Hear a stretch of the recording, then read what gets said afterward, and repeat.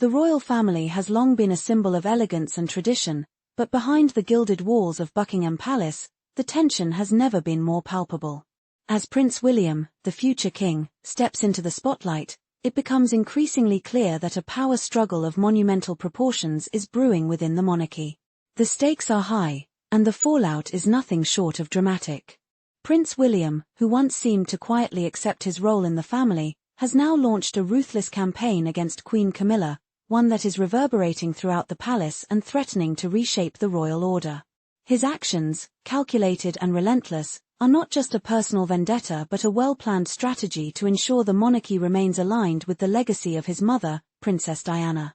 In the wake of recent events, it seems clear that Diana's ghost haunts Camilla at every turn, her legacy still potent, still powerful.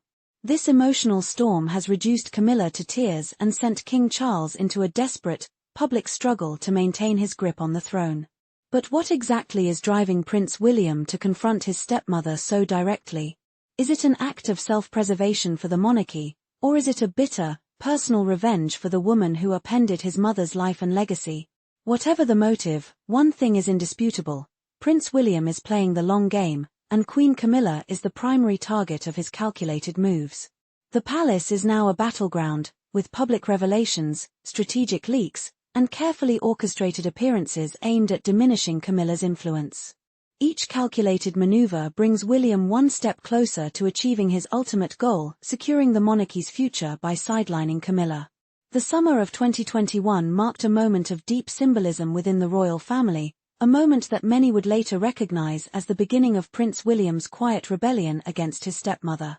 The unveiling of the long-awaited statue of Princess Diana at Kensington Palace, a tribute that was meant to honor her legacy, drew crowds from all over the world. In what should have been a moment of unity, the reality was far from it.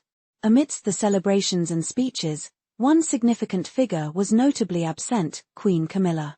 Sources close to the palace later revealed that Camilla's absence was not due to any personal reasons but because of the unmistakable message the unveiling sent. The focus of the event was entirely on Diana's legacy, with the media spotlight firmly fixed on her humanitarian work, her connection to the people, and the void she had left behind. Camilla, on the other hand, was nowhere to be seen. Camilla's reaction to the statue's unveiling was reportedly one of deep sorrow, not from being moved by the tribute to Diana, but because she understood the clear implication: Diana's legacy was untouchable, her memory unassailable, and Camilla was now a mere footnote in the monarchy's history. Prince William's speech that day reinforced this point, as he described his mother as a force for good, a woman who had touched the lives of ordinary people. This subtle but powerful message echoed through the palace walls: no matter who held the title of Queen Consort, Diana's influence would never be overshadowed.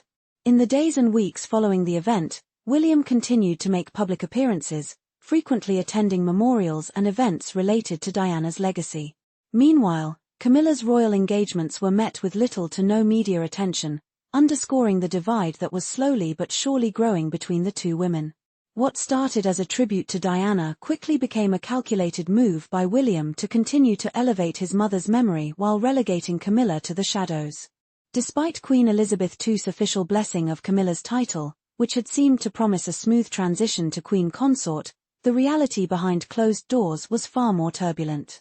Prince William, a young man once thought to be more reserved, emerged as one of the most vocal opponents to Camilla's rise in the royal hierarchy. His reasons were not purely rooted in tradition, they were deeply personal. William, who had witnessed firsthand the heartbreak caused by his mother's marriage to Prince Charles, could not accept the idea of Camilla assuming such a prominent role in the royal family. Princess Diana's infamous interview with Martin Bashir, in which she famously declared, "There were 3 of us in this marriage, so it was a bit crowded," left a lasting imprint on William's mind. For him, those words were not just a moment of drama, they were an enduring symbol of betrayal. Behind the scenes, William's opposition to Camilla's elevation to Queen Consort was no secret. According to sources, William questioned whether the British public could ever truly accept Camilla in this role, especially given the lingering resentment from Diana's devoted followers. Palace insiders have revealed that discussions around the title were heated, with William firmly arguing that the monarchy needed to honor Diana's legacy rather than rewrite history to legitimize Camilla's ascent. But even as the monarchy worked behind closed doors to craft a communication strategy that would smooth over Camilla's new title, William's passive-aggressive response was clear. He consistently promoted his mother's memory at every available opportunity, forcing the palace to deal with the uncomfortable reality that Camilla's position was growing increasingly precarious. But William's campaign against Camilla didn't stop at speeches or media coverage. His strategy went deeper into the very fabric of royal life. One of his most ruthless tactics has been orchestrating scheduling conflicts that ensure Camilla's absence from key family events. For example, when the royal family gathers for intimate occasions such as children's birthdays or private family moments, Camilla's absence is often conspicuous. Was it a coincidence? Palace insiders suggest otherwise. William and his wife, Catherine, have long been rumored to have subtly planned these exclusions as part of a larger strategy to diminish Camilla's presence within the royal family. One example of this is the repeated absence of Camilla from important events in Prince George's life. His school activities, family gatherings, and other public moments all seem to unfold without Camilla by his side, a deliberate move that speaks volumes about her diminishing role in royal affairs. This calculated exclusion is part of a broader effort to undermine Camilla's influence, and it has been working. With every event that William and Catherine manage to navigate without her, Camilla's position weakens. Her presence becomes less necessary, and her influence within the royal family continues to shrink. At the heart of this conflict is a deeper struggle over the soul of the monarchy. Prince William is not just seeking to remove Camilla from power for the sake of tradition, he is driven by an unyielding desire to preserve his mother's legacy. Through his every move, he reminds the world that Diana's memory cannot be erased, no matter how high Camilla climbs. William's tactics are patient, calculated, and deeply personal. By elevating his mother's legacy and positioning himself as the true heir to the throne, he is staking his claim not only on the future of the monarchy but on the history that will be written about it. His actions are a carefully crafted rebellion against the establishment, one that will, no doubt, have far-reaching consequences.